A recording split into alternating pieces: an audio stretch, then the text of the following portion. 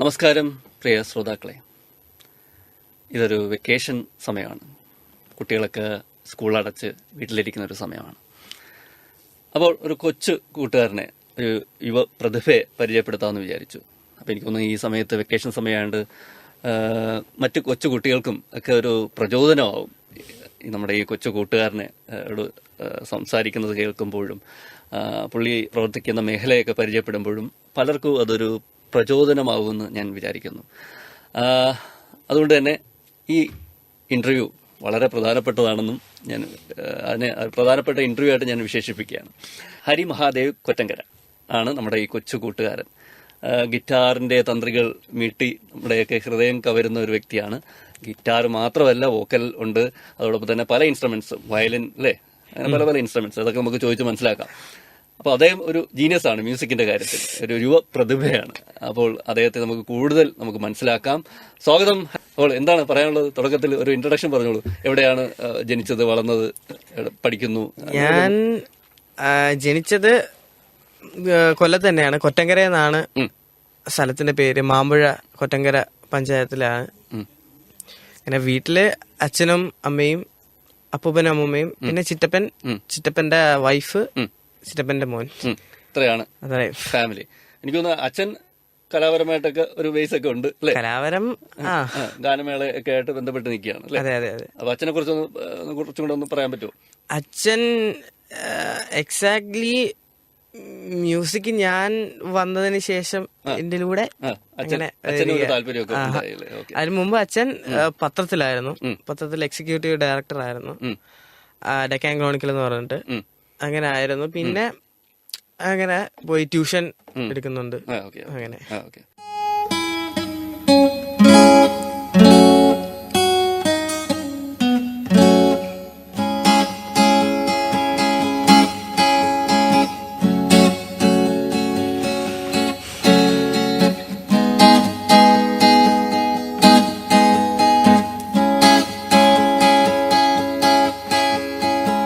സുന്ദരി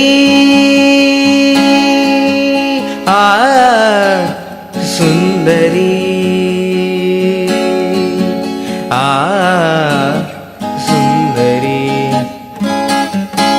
നിൻ തുമ്പു കെട്ടിയിട്ട ചുരുൾമുടിയിൽ തുളസി തളിരില ചൂട് തുഷാരഹാരം മാറിൽ ചാത്തി കാരുണ്യമേ നീ വന്നു.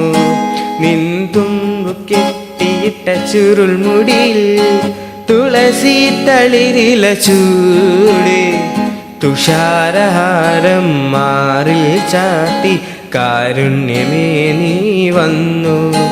നിൻ തുമ്പു കെട്ടിയിട്ട ചുരുൾമുടിയിൽ സുന്ദരി സുന്ദരി സുതാര്യ സുന്ദര മേഘങ്ങളണിയും നിതാന്ത നീലിമയിൽ. സുതാര്യ സുന്ദര മേഘങ്ങളണിയും നിതാന്ത നീലിമയിൽ. ഒരു സുഖശീതള ശാലീനതയിൽ ഒഴുകി ഞാനറിയാതെ, ഒഴുകി ഒഴുകി ഞാനറിയാതെ. സുന്ദരി. ഓ, ഗംഭീരം. ഈ സംഗീതത്തിന് ഇങ്ങനെ മഴ പോലെയാണല്ലേ, നമ്മുടെ ശരീരവും മനസ്സും ഒക്കെ തണുപ്പിക്കാനുള്ള ഒരു വല്ലാത്തൊരു കഴിവുണ്ട്. എനിക്കും ദേവരാജൻ മാസ്റ്ററിന്റെ ഒരു നല്ലൊരു വർക്കാണത്. അപ്പോൾ നമുക്ക് സംഗീതത്തിലോട്ട് കിടക്കാം. ഓക്കെ. അപ്പൊ എങ്ങനെയാണ് സംഗീതം എവിടെ നിന്ന് തുടങ്ങി? വിദ്യാഭ്യാസ കാലത്ത് എവിടെ നിന്ന് തുടങ്ങി സംഗീതം? ഞാൻ ആക്ച്വലി LKG UKG തൊട്ടാണ് തുടങ്ങുന്നത്. അപ്പൊ അത് എന്തൊക്കെയായിരുന്നു? വോക്കലായിട്ട് പാട്ട് പാടുകയാണ്, എങ്ങനെയായിരുന്നു? അല്ല, ഫസ്റ്റ് ടൈം ഞാൻ ഇൻസ്ട്രുമെന്റിലാ തുടങ്ങിയത്. ഓ, അത് ശരി. എനിക്ക് ഗിറ്റാറിൽ ഇങ്ങനെ താല്പര്യം വന്ന് കടപ്പാക്കട ബാലഭവനില്, ജവഹർ ബാലഭവനില് അഡ്മിഷൻ എടുത്തു. അല്ല, ഗിറ്റാറിന് താല്പര്യം വന്നെന്ന് പറഞ്ഞല്ലോ. ഈ ഗിറ്റാർ എനിക്ക് വായിക്കണം അല്ലെങ്കിൽ പഠിക്കണം എന്ന് ആഗ്രഹം തോന്നാൻ എന്തെങ്കിലും ഒരു കാര്യം കാണുമല്ലോ, പ്രത്യേകമായിട്ട് ഒരു എവിടെങ്കിലും ഒരു പ്രചോദനം ആരെങ്കിലും വായിച്ചത് കേട്ടിട്ടോ അങ്ങനെ ആരെങ്കിലും പ്രചോദനമായിട്ട് അങ്ങനല്ല, എല്ലാവരും തോന്നുന്ന കണക്ക് പഠിക്കണമെന്ന് തോന്നി അങ്ങനെ അങ്ങ് പഠിച്ചു.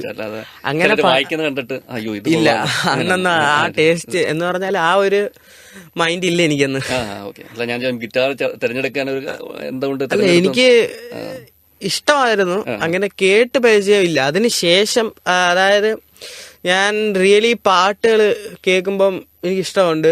അങ്ങനെ പിന്നെ പാട്ടുകൾ കൊച്ചുനാളില് ശരിയൊന്നും ആയിരിക്കത്തില്ല, എന്നാലും പാട്ട് ഇങ്ങനെ പാടും. അങ്ങനെ ഗിറ്റാർ പഠിക്കണമെന്നൊക്കെ ഇങ്ങനെ തോന്നി അങ്ങ് പഠിക്കാനായിട്ട് പോയതാ ജവഹർ ബാലഭവനില്. അവിടെ ചെന്നപ്പോ ഗിറ്റാറും വയലിനും കൂടെ അഡ്മിഷൻ എടുത്തു. അത് വെസ്റ്റേൺ ആണോ ക്ലാസിക്കൽ ആണോ പഠിച്ചത്? വയലിൻ ഈസ്റ്റേൺ ആണ്, ഗിറ്റാർ വെസ്റ്റേൺ ആണ്. ആരായിരുന്നു ഗുരു അന്നേരം? അന്ന് എന്നെ ഗിറ്റാർ പഠിപ്പിച്ച നിശാന്ത് എന്ന് പറഞ്ഞ സാറാ. അദ്ദേഹം ഇപ്പം ഇന്ത്യ മുഴുവൻ അങ്ങനെ KG മാർക്കോസ് അദ്ദേഹത്തിന്റെ കൂടെ ഗാനമേളകളും പരിപാടിയായിട്ട് ചെയ്യുന്നുണ്ട്. പിന്നെ വയലിൻ തുടങ്ങിയത് ബാലഗോപാൽ സാറാണ്, കൊല്ലത്ത് തന്നെ ഉള്ള സാറാണ്. അത് കഴിഞ്ഞ അടുത്ത സ്റ്റെപ്പ് എന്തുവായിരുന്നു? അടുത്ത സ്റ്റെപ്പ് കുറെ നാളത്തേക്ക് ഞാൻ അവിടെ തന്നെ പഠിച്ചത്. ഒരു 1ാം ക്ലാസ് 2ാം ക്ലാസ് ആ ഒരു സമയം വരെ സത്യം പറഞ്ഞ വെക്കേഷന് പോയതാണ്. അങ്ങനെ വെക്കേഷൻ അത് എല്ലാ ദിവസവും സ്കൂളിൽ നിന്ന് വന്ന ഉടനെ അങ്ങ് പോയി, അങ്ങനെ തിരിച്ചു വരും. അങ്ങനെ പോയി കുറെ ക്ലാസ് അറ്റൻഡ് ചെയ്ത് പഠിച്ച് അങ്ങനെ വന്നപ്പോ അവിടെ നിർത്തേണ്ടത് ഇപ്പം ഒരു ബ്രേക്ക് ആയി. അപ്പോഴത്തേക്കും ഞാനൊരു നമുക്ക് അവിടെ നിർത്താം. നമുക്ക് എന്നിട്ട് അടുത്തൊരു ഗാനത്തിലോട്ട് കിടക്കാം. ഓക്കെ.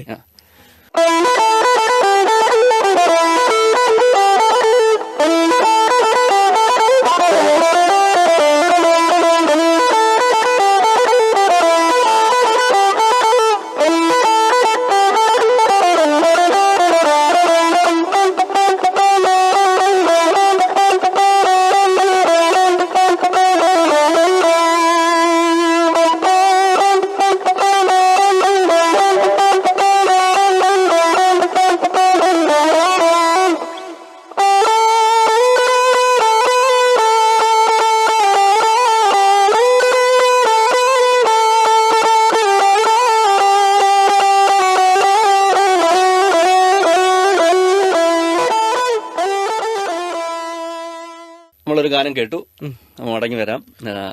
അപ്പോൾ ഇനി ബാലഭവൻ ആ ബ്രേക്ക് കഴിഞ്ഞ് അങ്ങനെ ഞാൻ വെക്കേഷൻ സമയത്താണ് അവിടെ ചെല്ലുന്നത്. അങ്ങനെ വെക്കേഷന് വേണ്ടി മാത്രം പോയി. പിന്നെ അത് ഫുൾ ഡേ ആയി. അതിനുശേഷം അവിടുന്ന് ഒരു ബ്രേക്ക് വന്നിട്ടാണ് ഞങ്ങൾ പേരൂര് തന്നെ അമൃത വിദ്യാലയത്തിന്റെ സ്കൂളിന്റെ തൊട്ടടുത്തായിട്ട് ഒരു ഹാർമണി എന്ന് പറഞ്ഞിട്ട് ഒരു മ്യൂസിക് ഇൻസ്റ്റിറ്റ്യൂട്ട് ഉണ്ട്. അതിന്റെ ഓണർ എന്ന് പറയുന്നത് സജു എന്ന് പറഞ്ഞൊരു സാറാ. അവിടെ ഗിറ്റാർ പഠിപ്പിക്കുന്ന ഷംനാ എന്ന് പറഞ്ഞൊരു സാറുണ്ട്. അദ്ദേഹത്തിന്റെ അടുത്ത് പിന്നെ പോയി. അതിന്റെ അടുത്ത് ആ ഇൻസ്റ്റിറ്റ്യൂഷനിൽ കുറെ നാള് പഠിച്ചു ഗിറ്റാർ. എന്നിട്ട് വയലിൻ താത്തു വെക്കേണ്ടി വന്നു, വയലിൻ മാറ്റി വെച്ചു. അതിനുശേഷം ഗിറ്റാർ മാത്രമായി. പിന്നെ അവിടുന്ന് സാറിന്റെ വീട്ടിൽ പോയി പഠിക്കാൻ തുടങ്ങി, ഷംനാ സാറിന്റെ വീട്ടിൽ പോയി പഠിക്കാൻ തുടങ്ങി. അങ്ങനെ കുറെ നാളത്തേക്കിനും അവിടെ ആയിരുന്നു. അതിന്റെ ഇടയ്ക്ക് വെച്ചിട്ടാണ് വയലിനും വോക്കലും മൃദംഗവും കൂടി ഞാൻ പേരൂർ കുറ്റിച്ചിറ തന്നെ ഉള്ള രാജ്മാധവൻ എന്ന് പറഞ്ഞ ഒരു സാറിന്റെ അടുക്ക പഠിക്കാൻ പോയി. അങ്ങനെ അത് രണ്ടും പോവുകയായിരുന്നു. അതിനുശേഷമാണ് പിന്നെ ഞാൻ ഗ്രേഡ് എക്സാമിനേഷൻ എന്ന് പറഞ്ഞാൽ നമ്മള് ഡിഗ്രി എടുക്കുന്ന പോലെ തന്നെ സർട്ടിഫിക്കറ്റിന് അങ്ങനെ ഗിറ്റാറിന്റെ ഗ്രേഡ് എക്സാമിനേഷന് വേണ്ടിയിട്ട് കരുനാപ്പള്ളിയില് റിജോ സൈമൺ തോമസ് എന്ന് പറഞ്ഞൊരു സാറുണ്ട്. ആ സാറിന്റെ കീഴിൽ പോയി ഒരു ഞങ്ങളുടെ പരിപാടിക്ക് കൊണ്ടുപോകാറുള്ള പരിപാടിക്ക് കണ്ട് പരിചയപ്പെട്ട ഒരു ചേട്ടൻ വഴി കിട്ടിയ കോണ്ടാക്റ്റാ. അങ്ങനെ ഇപ്പൊ സാറിന്റെ അടുക്കയും പിന്നെ നമ്മുടെ കടപ്പാക്കട തന്നെയുള്ള ബൈജു റാവുത്തർ എന്ന് പറഞ്ഞൊരു സാറുണ്ട്, ഗിറ്റാറിസ്റ്റാ, ഗാനമേളക്ക് നല്ല രീതിക്ക് വായിക്കുന്നത്. അദ്ദേഹത്തിന്റെ അടുത്തും പോകുന്നുണ്ട്. ഓ വെരി ഗുഡ് വെരി ഗുഡ്. നമുക്ക് അടുത്തൊരു ഗാനത്തിലോട്ട് കിടക്കാം. ഓക്കെ. பாடாத பாட்டெல்லாம் பாட வந்தார், காணாத கண்களை காண வந்தார், பேசாத மொழியெல்லாம் பேச வந்தார், பெண்பாவை நெஞ்சிலே ஆட வந்தார், பெண்பாவை நெஞ்சிலே ஆட வந்தார், பாடாத பாட்டெல்லாம் பாட வந்தார், காணாத கண்களை காண வந்தார், பேசாத மொழியெல்லாம் பேச வந்தார், பெண்பாவை நெஞ்சிலே ஆட வந்தார், பெண்பாவை நெஞ்சிலே ஆட வந்தார். കൊള്ളാം, കലക്കി. അങ്ങനെ നമ്മൾ ആ യാത്ര തുടരാം. എന്നിട്ട് അടുത്തത് അതിനും ശേഷമാണ്, അപ്പോഴും രാജമാവ് സാറിന്റെ അടുക്കെ പോകുന്നുണ്ടായിരുന്നു. അതിനുശേഷം ഞാൻ മൃദംഗം സെപ്പറേറ്റ് ആയിട്ട് പഠിക്കാനായിട്ട് പോയി. അഭിലാഷ്, കടവൂര് ഉള്ള അഭിലാഷ് സാറിന്റെ അടുക്കെ പോയി. അങ്ങനെ അഭിലാഷ് സാർ വഴി വയലിനും സെപ്പറേറ്റ് ആയി, വോക്കലും സെപ്പറേറ്റ് പഠിക്കാൻ പോയി. വോക്കല് പഠിച്ച ജീവൻ സാറിന്റെ അടുക്കാണ്, മോത്തലുള്ള ജീവൻ സാറിന്റെ അടുക്കാണ്. പിന്നെ വയലിൻ പഠിക്കാൻ പോയത് ബൈജു എന്ന് പറഞ്ഞ സാറിന്റെ അടുക്കാണ്, പ്രാക്കുളത്തുള്ള സാറ്. അതിനെല്ലാം ശേഷമാണ് വയലിനും വോക്കലും തുളസി സാറിന്റെ അടുക്ക ചെന്നത്. തുളസീധരൻ സാറിന്റെ അടുത്ത് തരുന്നത്. അപ്പൊ അത് എനിക്ക് വലിയൊരു എന്താ പറയാ വാതായനം ഇങ്ങ് തുറന്നിട്ടിരിക്കുകയാണ്. വലിയ സംഗീതത്തിന്റെ ഒരു വലിയ മാറിപ്പോയി. അതെ, സാറിന്റെ അടുത്ത് നിന്ന് വലിയ ഒരു അറിവും സാറിന്റെ അടുത്ത് നിന്നാണ് ഒരു കൂടുതലും ക്ലാസിക്കലിനെ പറ്റിയും എല്ലാത്തിനെ പറ്റിയും എസ് തുളസി സാറിന്റെ അടുക്കാണ് ഒരു ഡീപ്പായിട്ടുള്ള, അല്ലെ, അതെ, ആഴത്തിലുള്ള ഒരു അറിവ് വിശകലനം ചെയ്തിട്ടുള്ള മേളകർത്താരാഗങ്ങളും. റിയലി കർണാടിക് മ്യൂസിക് ഞാൻ ഡീപ്പായിട്ട് പഠിക്കുന്നത് തുളസി സാറിന്റെ അടുക്കാണ്. അവിടെ ചെന്നപ്പം വോക്കലും വയലിനുമാണ് ചെന്നത്. അങ്ങനെയാണ് ഗിറ്റാർ ഞാൻ വായിക്കാറുണ്ട്, പരിപാടി ചെയ്യാറുണ്ട് എന്നൊക്കെ അറിഞ്ഞ് അങ്ങനെ ഗിറ്റാർ കൊണ്ടുവരാൻ പറഞ്ഞ് അങ്ങനെ കുറേ മേളകർത്താരാഗങ്ങൾ വായിച്ചു. അത് സാറ് പറയുന്നത്, സാർ എന്ത് വായിക്കുന്നോ എന്ത് പറയുന്നോ അത് തിരിച്ച് ഞാൻ വായിക്കണം, ഗിറ്റാറിൽ വായിക്കണം. അത് വലിയൊരു എക്സ്പോഷർ ആണ്. അതെ അതെ അതെ, നമ്മളൊരു എന്താ പറയാ ഒരു ചലഞ്ചും കൂടെയാണ്. അതെ, അതുള്ള. ഓക്കെ, അപ്പൊ അങ്ങനെ ഒന്ന് നിൽക്കുകയാണ്. അതെ, ഇപ്പൊ അങ്ങനെ വളരെ എന്താ പറയാ ഈ ശാസ്ത്രീയ എന്താ പറയാ ഇന്ത്യൻ മ്യൂസിക്കിന്റെ ഒരു അഗാധ വല്ലാത്തൊരു ഡെപ്തുള്ള ഒരു കടലിന്റെ മുന്നിൽ ഇങ്ങനെ ശിശുവിനെ കണക്ക് വന്ന് നിൽക്കുകയാണ്. കുറച്ച് ഇങ്ങനെ അല്ലെ അപഗ്രഥിച്ചുകൊണ്ടിരിക്കുകയാണ്. അപ്പൊ നമുക്ക് പഠനത്തിന്റെ കാര്യമൊക്കെ ഒരുവിധമായി അല്ലേ. അപ്പൊ നമുക്ക് ചെറിയൊരു ഗാനവും കൂടെ ആവാം. ഓക്കെ.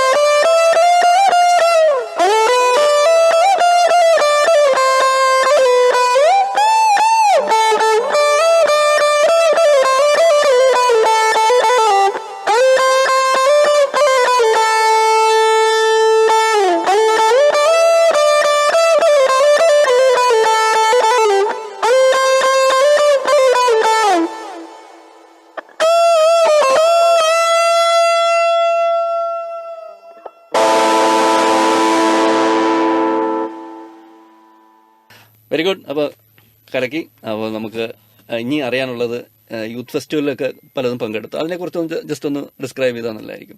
എന്തൊക്കെ പങ്കെടുത്തു? അതെ, ഞാൻ നേരത്തെ പറഞ്ഞ കണക്ക് അമൃത വിദ്യാലയത്തിൽ നിന്ന് ഇങ്ങനൊരു ഓഫറല്ല, ഇങ്ങനൊരു അവസരം കലോത്സവത്തിന് പങ്കെടുക്കാൻ വേണ്ടിയിട്ട് ഒരു സ്റ്റേറ്റ് സ്കൂളിൽ നിന്ന് അവസരം കിട്ടി. അങ്ങനെ അവിടെ ചെന്ന് അഡ്മിഷനൊക്കെ എടുത്തു. അങ്ങനെ സെറ്റായി അവര് ഒരു 4-5 ഐറ്റത്തിന് പങ്കെടുത്തേപ്പിച്ചു.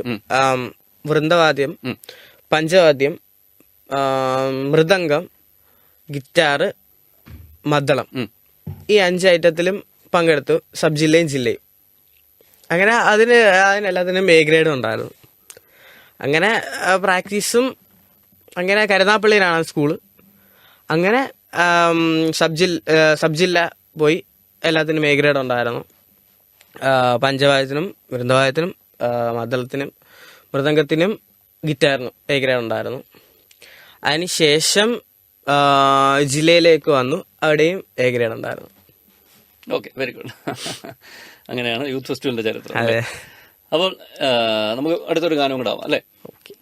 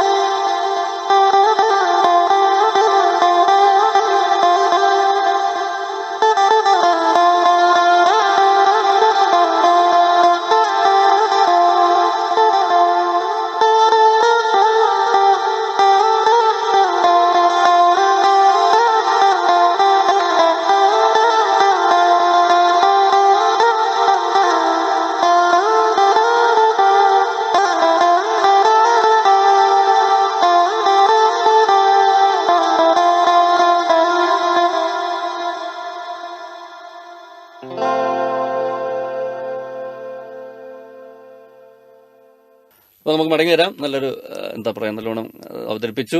അപ്പോൾ നമുക്കിനി അറിയാനുള്ളത്, ഇപ്പം എനിക്കൊന്ന് ഈസ്റ്റേണും വെസ്റ്റേണും അല്ലെ കുറിച്ച് പറഞ്ഞു. ഇനി കൂടുതൽ പഠിക്കണമെന്ന് തോന്നിയാൽ ഏത് മേഖലയിലായിരിക്കണം പഠിക്കണം? സംഗീതം എനിക്കൊന്നും എല്ലാത്തിനും സംഗീതത്തിന്റെ ഭാഷയെല്ലാം ഒന്ന് തന്നെ, എങ്കിൽ കൂടി ഏത് ഒരു വിഭാഗത്തിലായിരിക്കണം കൂടുതൽ ശ്രദ്ധ കേന്ദ്രീകരിക്കാൻ താല്പര്യം? അങ്ങനെ മനസ്സിലാഗ്രഹം അങ്ങനെ എന്തെങ്കിലും ഉണ്ടോ? ഞാൻ ഇപ്പം ആഗ്രഹിക്കുന്നത് ഇത് കുറച്ചും കൂടെ നല്ല രീതിക്ക് ഡീപ്പായിട്ട് കൊണ്ടുപോകണമെന്നാണ്.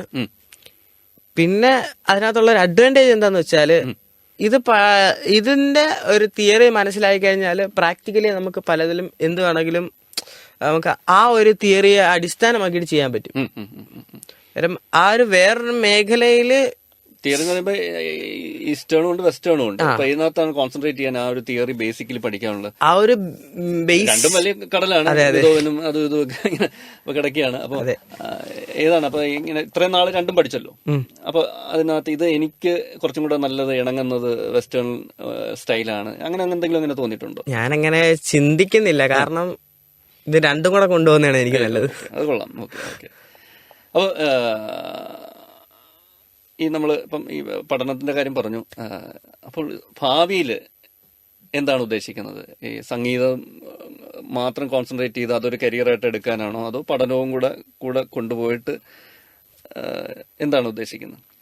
കറന്റ്ലി ഞാൻ പഠനവും മ്യൂസിക്കും കൂടെ കൊണ്ടുപോകാനാണ് തീരുമാനിച്ചിരിക്കുന്നത്.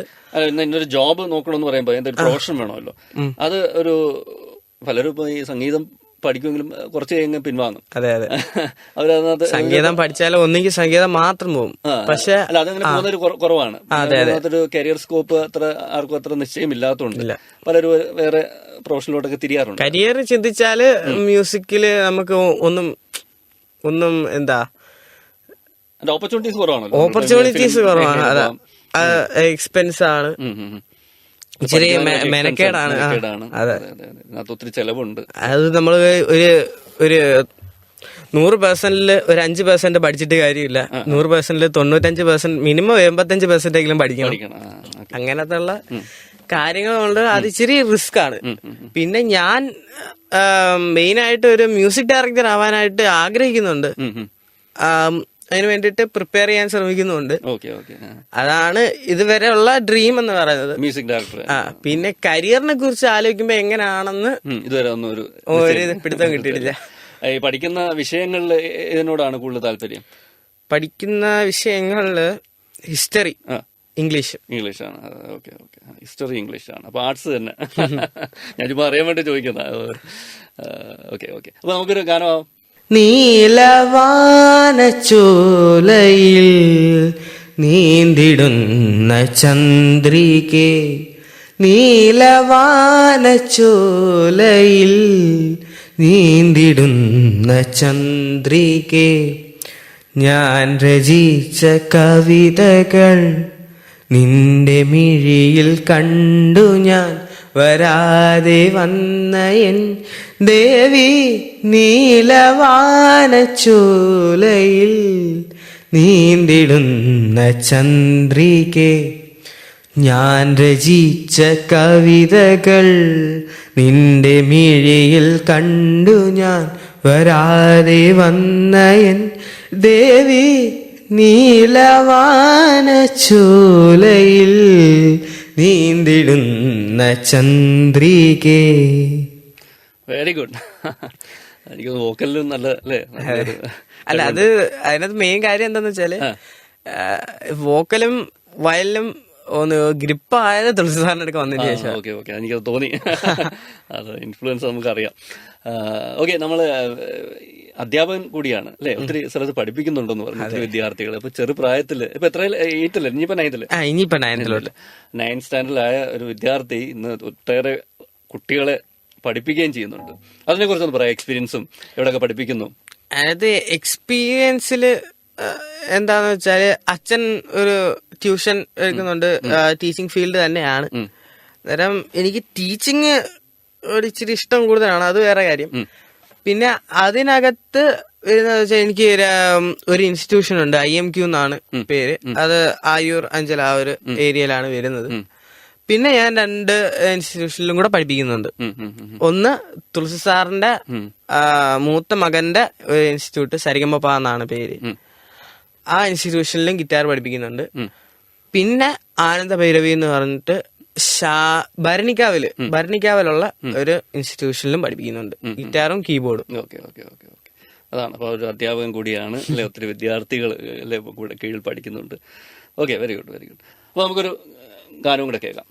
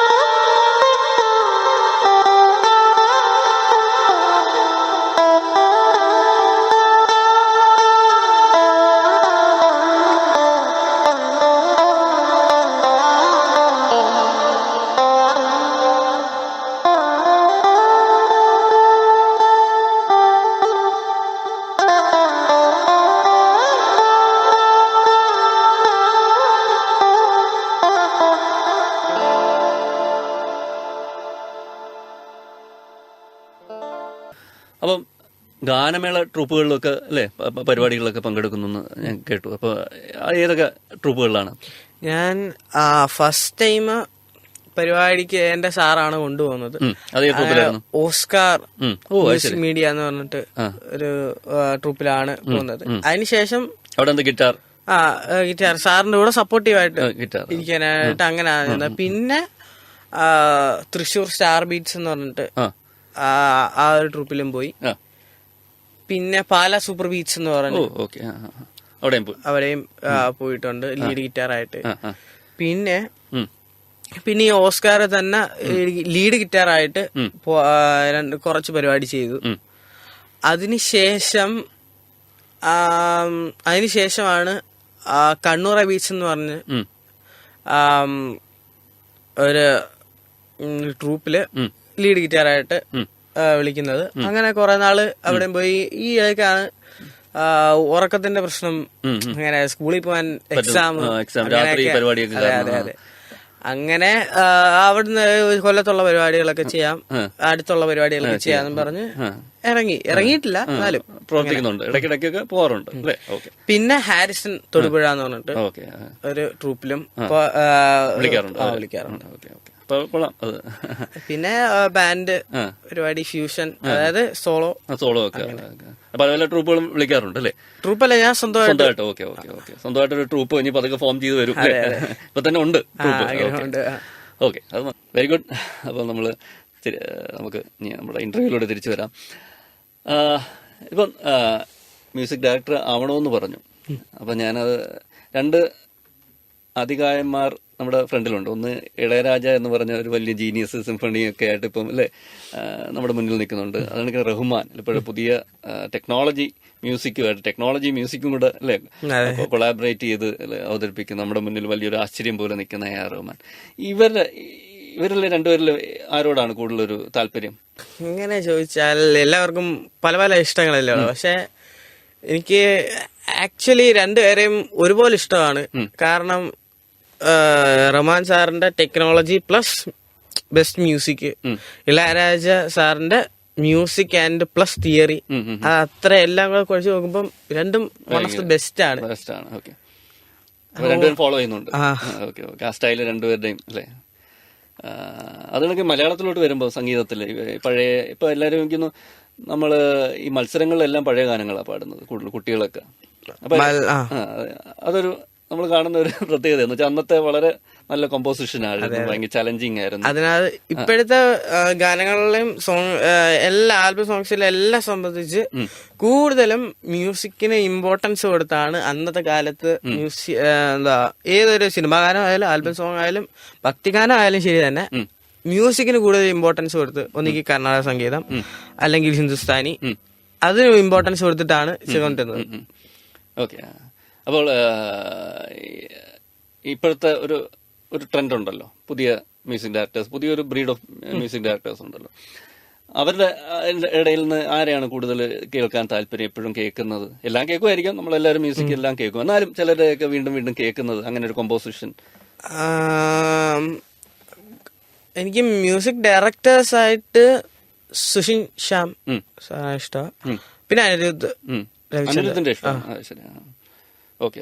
അപ്പൊ പഴയ നമ്മുടെ ഞാൻ പറഞ്ഞ മലയാളത്തില് ആരൊക്കെയാണ് ഒരു മലയാളത്തില് മ്യൂസിക് ഡയറക്ടേഴ്സ്? എനിക്ക് കൂടുതലും പണ്ടത്തെയാണ്. കാരണം ഞാൻ കൂടുതലും കർണാടക മ്യൂസിക്കിൽ അറിയാൻ തുടങ്ങിയതിന് ശേഷമാണ് ഒരു ഇച്ചിരിയും കൂടെ Devaraja master, M K Arjun, അപ്പൊ അർജുൻ മാഷുണ്ട്, അങ്ങനെ കുറെ പേരുണ്ടല്ലോ, ദക്ഷിണാമൂർത്തി സ്വാമികളുണ്ട്. അപ്പൊ അവരിലേക്ക് വെച്ച് നോക്കുമ്പോ ഏതാണ് വൺ ഓഫ് ദ ബെസ്റ്റ് എന്ന് പറയാൻ പറ്റത്തില്ല. എല്ലാവരും ഒരേ ലെവലിൽ പോകുന്നവരാ, അവരെ നമുക്ക് ജഡ്ജ് ചെയ്യാൻ ഒക്കത്തില്ല. അല്ല, അവരുടെ ജീനിയസുകളാണ്. അപ്പൊ അതൊക്കെ കറക്റ്റ് ആയിട്ട് ഫോളോ ചെയ്യുന്നുണ്ടോ അവരുടെ ആ കമ്പോസിഷനൊക്കെ, ആ സ്റ്റൈലൊക്കെ? ആ ഒരു ഇതുകൊണ്ടാണ് ഇപ്പൊ ഈ രണ്ട് പാടിയ പാട്ടുകളും എടുക്കാനുള്ള കാരണം. സിമ്പിളുമാണ്, എന്നാലും അതിനകത്ത് രാഗങ്ങള്, കുറച്ച് സംഗതികള് എല്ലാം ഉണ്ട്. അന്നേരം അതൊരു ഐക്കോണിക് ആവാതിരിക്കും. അതെ. അപ്പൊ നമുക്ക് ഈ വെസ്റ്റേണിലോട്ടൊന്ന് വരാം. ഇപ്പോഴത്തെ ലേറ്റസ്റ്റ് വെസ്റ്റേൺ മ്യൂസിക് ഒക്കെ ശ്രദ്ധിക്കാറുണ്ടോ? അങ്ങനെയൊക്കെ എങ്ങനെ ഫോളോ ചെയ്യാറുണ്ടോ? വെസ്റ്റേൺ മ്യൂസിക് വെസ്റ്റേണേഴ്സ് കുറച്ചും കൂടെ അഡ്വാൻസ്ഡ് ആയിട്ടാണ് അവര് മ്യൂസിക് ഡെവലപ്പ് ചെയ്തുകൊണ്ട് വരുന്നത്. കാരണം നമ്മൾ ഇപ്പം നമ്മൾ സത്യം പറഞ്ഞ മ്യൂസിക്കിന് ഒരു ഇൻസ്ട്രുമെന്റ് വേണമെന്ന് തന്നെയല്ലേ, നമുക്ക് എന്ത് മ്യൂസിക് ആക്കാം. അത് ടെക്നോളജി പ്ലസ് മ്യൂസിക് പറഞ്ഞില്ലേ റഹ്മാൻ സാറിന്റെ കൂട്ട്. അങ്ങനെ വെസ്റ്റേണിലോട്ട് വരുമ്പോ ചാർലി പുത്ത് എന്ന് പറഞ്ഞ ഒരു കമ്പോസർ ഉണ്ട്. അപ്പം അദ്ദേഹം ഒരു ഇന്റർവ്യൂവില് ഇങ്ങനെ കാണിക്കുന്നുണ്ട്, ഒരു ഗ്ലാസ് കപ്പ്, അതിനകത്തുനിന്ന് ഒരു ട്യൂൺ ഉണ്ടാക്കാൻ സാധിക്കും. എന്തിന്നും ഒരു മ്യൂസിക് ഉണ്ടാക്കാൻ സാധിക്കും. നമ്മുടെ ശിവമണിയൊക്കെ എനിക്ക് അതിനകത്തുണ്ട്, എന്തെങ്കിലുമൊക്കെ എടുത്തിട്ട് തട്ടി ഒരു അതെ അല്ല അതായത് ഇപ്പൊ ചില മ്യൂസിക് ഡയറക്ടേഴ്സ് അങ്ങനെ പുതിയ ഇൻസ്ട്രുമെന്റ്സിന്റെ സൗണ്ട് ഇഷ്ടപ്പെട്ട് അത് വളരെ അട്രാക്റ്റീവ് ആയിട്ട് പലതും ചെയ്യുന്നുണ്ട്, അത് അപ്ലൈ ചെയ്യുന്നുണ്ട് അവരെ കമ്പോസിഷൻ. ഓക്കെ, അപ്പോൾ ഇനി എന്താണ് മുന്നിൽ നിൽക്കുന്നത് ഈ പഠനമായിട്ട് ബന്ധപ്പെട്ട്? പഠനം ഇപ്പൊ 10th കഴിഞ്ഞാൽ എന്ത് ചെയ്യണം, അങ്ങനെയൊക്കെ എന്തെങ്കിലുമൊക്കെ? 10th കഴിഞ്ഞാൽ സ്ട്രീമിലോട്ട് പോകണം. അതിനകത്ത് ഞാൻ ഇപ്പൊ ചിന്തിച്ചാല് ഞാൻ ഇപ്പൊ എന്താണോ ചെയ്തോണ്ടിരിക്കുന്നത് അത് എനിക്ക് ചെയ്യാൻ ഒക്കത്തില്ല. നമുക്കിപ്പോ ഞാൻ ഗിറ്റാർ ഇപ്പം പരിപാടിയാണ്, പ്രോഗ്രാംസ് ആണെങ്കിലും ഇപ്പൊ എന്ത് സംഭവമാണെങ്കിലും ക്ലാസ്സുകളാണെങ്കിലും ഫ്യൂച്ചറിൽ ഞാൻ ചോദിച്ചത് 8ാം ക്ലാസ് 9ാം ക്ലാസ്സിലാണ്, ഇനി അത് കഴിഞ്ഞ് അടുത്ത വർഷം 10ലാ. അപ്പം എനിക്ക് ഇനി ഇങ്ങോട്ട് ഈ ഡയറക്ഷനിലോട്ട് പോയാൽ മതി പഠനത്തിന്റെ കാര്യത്തിൽ. ഞാൻ മ്യൂസിക്കിന്റെ കാര്യത്തിലല്ല. ഇപ്പം പലരും ഒക്കെ MBBS എഞ്ചിനീയറിംഗ് അങ്ങനെയൊക്കെ മനക്കോട്ട കെട്ടി അങ്ങനെ പോകുന്നവരുണ്ട്, അല്ലാതെ ചിലർ വേറെ മേഖലയിലോട്ടൊക്കെ തിരിയുന്നവരുണ്ട്. അപ്പം എന്തെങ്കിലും നമുക്കൊരു എന്തായാലും ഡിസിഷൻ എടുക്കണമല്ലോ. അപ്പൊ ഇത് രണ്ടും കൂടെ കൊണ്ടുപോകാൻ പറ്റുന്ന ഒരു സബ്ജക്ട് ഇതാണ് എന്ന് വിചാരിച്ചുകൊണ്ട് അങ്ങനെ എന്തെങ്കിലും ഒരു പ്ലാൻ ഉണ്ടായിട്ട് അങ്ങനെ എന്തെങ്കിലും ഒരു അപ്രോച്ച് ഉണ്ടോ? അതിനകത്ത് ഞാൻ കുറച്ചു കാലം മുമ്പ് ചെറുതായിട്ട് ചിന്തിച്ചത് സംഗീത കോളേജില് MA മ്യൂസിക് അല്ലെങ്കിൽ ഡോക്ടറേറ്റ് PhD എന്തെങ്കിലും എടുക്കണമെന്നാണ് അങ്ങനെ ആഗ്രഹം. അന്നേരം അതിനകത്ത് എനിക്ക് എല്ലാത്തിനും സ്കോപ്പ് ഉണ്ട്. ഗിറ്റാറിനകത്ത് എന്തായാലും സംഗീത കോളേജിൽ ഇല്ല. അപ്പം എനിക്ക് വെസ്റ്റേണിൽ ഗ്രേഡ് ചെയ്ത് ഡിപ്ലോമയും ചെയ്യാം, വേണമെങ്കിൽ PhD സംഗീത കോളേജിൽ എടുത്തതുകൊണ്ട് എനിക്ക് ഓപ്പർച്യൂണിറ്റീസ് ഏറാണ്. ഈ സർട്ടിഫിക്കറ്റ് കൊണ്ട് മാത്രം എനിക്ക് ഫോറിൻ കൺട്രീസിലേക്ക് പോകാൻ പറ്റും, ക്ലാസ് എടുക്കാം, ഇത് ചെയ്യാം. പക്ഷെ ഇത് വേണോന്ന് ഇപ്പൊ ചിന്തിച്ചാൽ റൂട്ട് വേണം, പിന്നെ നമ്മള് എത്തുന്നതൊക്കെ പിന്നെ റൂട്ടില് അങ്ങ് പോകുന്നതേ ഉള്ളു. പക്ഷെ അതിപ്പോ ചിന്തിച്ചാൽ ഇപ്പത്തെ എന്റെ എല്ലാ കാര്യങ്ങളും പോകും. അതിനെ കുറിച്ച് ചിന്തിച്ചിട്ടും കാര്യമില്ല. Very good. അധ്യാപകർ അല്ലെ, ഇപ്പം സ്കൂളിൽ പഠിപ്പിക്കുന്ന അധ്യാപകരുണ്ട്, മ്യൂസിക്കിന്റെ അധ്യാപകരുണ്ട്. ഇവരുടെയൊക്കെ എങ്ങനെയുണ്ട്? സ്കൂളിലൊക്കെ എങ്ങനെ നല്ല പ്രോത്സാഹനം തരുന്നുണ്ട്? ഒരു മ്യൂസിഷ്യൻ മേഖലയിൽ നിൽക്കുന്നതുകൊണ്ട് അവരുടെ എങ്ങനെ ഇപ്പൊ എക്സ്ട്രാ ക്ലാസ് വല്ല വേണമെങ്കിൽ അവരുടെ സംശയമൊക്കെ ഉണ്ടെങ്കിൽ അവരൊക്കെ നിവാരണമൊക്കെ നടത്തി തരുന്നുണ്ടോ? അത് ആബ്സല്യൂട്ട്ലി. അത് ഞാനിപ്പോ പഠിക്കുന്ന സ്കൂളിലും ഇതിനു മുമ്പ് പഠിച്ചുകൊണ്ട് അമൃത വിദ്യാലയത്തിലും എനിക്ക് അങ്ങനെ സഹായങ്ങൾ കിട്ടിയിട്ടുണ്ട്. പിന്നെ ഇങ്ങനെ മ്യൂസിക്കിലായിട്ട് കൂടുതൽ കോൺസെൻട്രേഷൻ ചെയ്യാൻ തുടങ്ങിയ ശേഷം പഠിത്തത്തിൽ ഒരു ഇച്ചിരി പുറകോട്ട് വേണ്ടി വന്നു.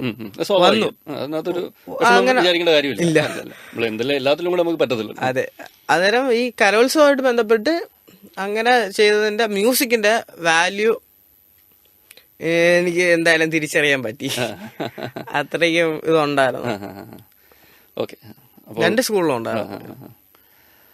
അപ്പൊ നമുക്ക് എനിക്കൊന്ന് അവസാനിപ്പിക്കാം അല്ലേ, നമുക്ക് പതുക്കെ വൈൻഡ് അപ്പ് ചെയ്യാം.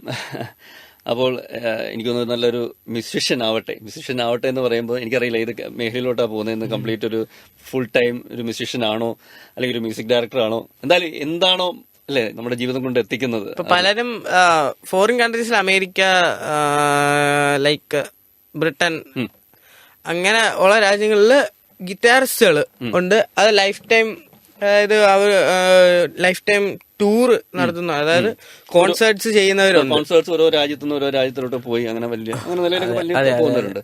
അതൊക്കെ തന്നെ വലിയ പാട്ടുകാരും ഒക്കെ ഉണ്ടല്ലോ, വോക്കലും രണ്ടും കൂടെ കൊണ്ടുപോയിട്ട് അങ്ങനെയൊക്കെ പോകുന്നവരുണ്ട്. അങ്ങനെയൊക്കെ എത്താൻ പറ്റട്ടെ, അങ്ങനെ ഒരു ആശംസകൾ ഞാൻ നേരുകയാണ്. എന്തായാലും എനിക്കൊന്ന് നമ്മുടെ കുട്ടികൾക്ക് ഇപ്പോൾ വെക്കേഷൻ ടൈമാണ്, ഇതൊരു പ്രചോദനമാണ്. നിങ്ങളുടെ ഇങ്ങനെയുള്ള വാസനകൾ ഉണ്ടെങ്കിൽ നിങ്ങൾ ഇതൊക്കെ അത് പെർസ്യൂ ചെയ്യുക അല്ലെ, അത് പിന്തുടരുക. എല്ലാവരും മ്യൂസിക് എന്തെങ്കിലും പഠിക്കാൻ, അതെ, അത് നല്ലതായിരിക്കും. അതൊരു ഇപ്പൊ ഒരു ഹാൻഡി ആയിട്ട് മാറും അല്ലെ, എന്തെങ്കിലും ഒരു ഉപകാരപ്പെടും എന്നെങ്കിലും ഒക്കെ. അപ്പോൾ നന്ദി ഹരി മഹാദേവ് കൊറ്റങ്കര. അപ്പോൾ നല്ല ഒരു ഭാവി ആശംസിക്കുകയാണ്. എനിക്കറിയാം സംഗീതത്തിൻ്റെ ലോകത്ത് ഇനിയും ഏറെ ദൂരം സഞ്ചരിക്കാനുണ്ട്. തൻ്റെ കഴിവ് പ്രകടിപ്പിക്കുമെന്ന് എനിക്കറിയാം. ഒരു നല്ല നിലയിൽ എത്തുമെന്നറിയാം. അത്രയ്ക്ക് കഴിവുണ്ട്. ചൈൽഡ് പ്രോഡിജി എന്നൊക്കെ പറയും നമ്മൾ ഇംഗ്ലീഷിൽ. അപ്പോൾ അത് കണക്ക് ഉള്ളൊരു പ്രതിഭയാണ്. അപ്പോൾ മനസ്സിന് ഇണങ്ങിയത് തിരഞ്ഞെടുത്തു. അപ്പോൾ ഇഷ്ടമുള്ളത് തിരഞ്ഞെടുത്തു. ആ വഴിയിൽ ഒരു നല്ല സ്ഥാനത്ത് എത്തട്ടെ എന്ന എല്ലാവിധ ആശംസകളും നേരുകയാണ്. നന്ദി, നമസ്കാരം. Thank you.